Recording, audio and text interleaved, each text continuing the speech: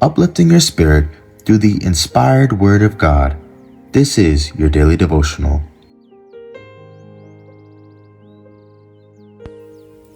To be like Jesus, transformed by communion with God. But we all, with open face, behold as in a glass the glory of the Lord, are changed into the same image from glory to glory, even as by the Spirit of the Lord. 2 Corinthians 3:18. During the long time spent in communion with God, the face of Moses had reflected the glory of the divine presence. Unknown to himself, his face shone with a dazzling light. When he descended from the mountain, such a light illuminated the countenance of Stephen when he brought before his judges, and all that sat in the council, looking steadfastly on him, saw his face as it had been the face of an angel. Acts 6:15. Aaron as well as the people shrank away from Moses, and they were afraid to come nigh him, seeing their confusion and terror. But ignorant of the cause, he urged them to come near. He held out to them the pledge of God's reconciliation and assured them of his restored favor.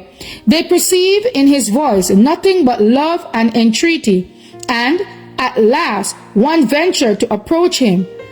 Too awed to speak, he silently pointed to the countenance of Moses and then toward heaven. The great leader understood his meaning. In their conscious guilt, feeling themselves still under the divine displeasure, they could not endure the heavenly light, which, had they been obedient to God, would have filled them with joy.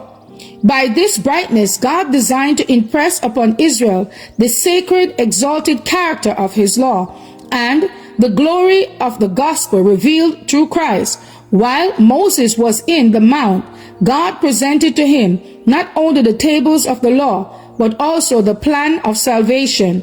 He saw that the sacrifice of Christ was prefigured by all the types and symbols of the Jewish age, and it was the heavenly light streaming from Calvary, no less than the glory of the law of God, that shed such a radiance upon the face of Moses.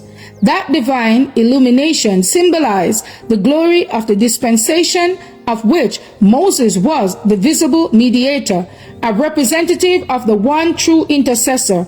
The glory reflected in the countenance of Moses illustrate the blessings to be received by God's commandment-keeping people through the mediation of Christ.